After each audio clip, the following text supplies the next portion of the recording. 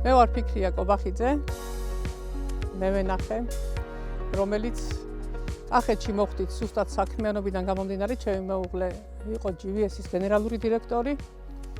გააშენა ვენახები და აღმოჩნდით ესე ამ შუაგულ ყვარელში.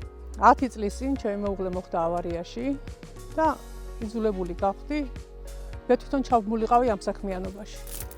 ჩემს პატარა მცირეწლოვან ბავშვებთან ერთად დილიდან დაღამებამდე მართლა ესე მურჩაუხრელად ვშრომობდით. ბავშვებიც აქ გაიზარდნენ, ასე რომ ვთქვათ, მე ვენახეობაში და ვენახის მოვლა პატრონობაში. სტიმული ალბათ ყოველწლიურად უფრო მეტი არის, იმედიც უფრო მეტი არის. ვენახი და ოაზი ზოგადად მოითხოვს სუსტად იმდენ შრომას, რაც ბავშვის აღზრდას აღჭირდება. იმდენად შემიყვარდა ეს საქმიანობა, რომ არც მიფიქრია არასოდეს, რომ მოდი მე ამას ახლა თავს დავანებებ და წავალთა თბილისში ვიცხოვრებ. ძალიან მაგარი სტიმული მაქვს. თავიდან იყო ესეთი შემთხვევები, აი სუპერულად რომ დავიწყე მე ეს საქმიანობა, შეხვედრებზე რომ მივდიოდი სადღაც და მარტო რომ მე ვიყავი ხალი, მართლა აი მიტირია კიდევაც, რომ ესე არავინ და მარტო მე ხალი რაღაცნაირად ვიყავი, აი მარტო. მაგრამ ნელ-ნელა აი რაღაცნაირად დავფუძნდი, რაღაცნაირად ფეხი მოვიკიდე ამ სფეროში.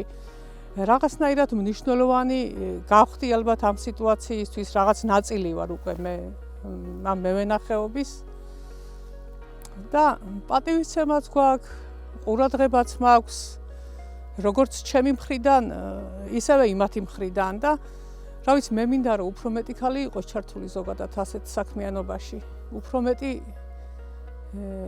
პერსპექტივაც და შრომის დაფასება მინდა უფრო მეტი რო იყოს.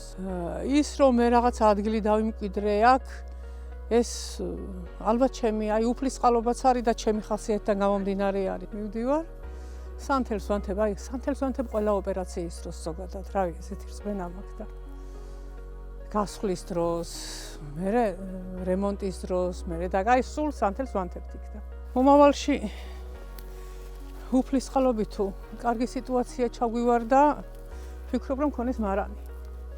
მინდა რომ მქონდეს ჩემი ღვინო.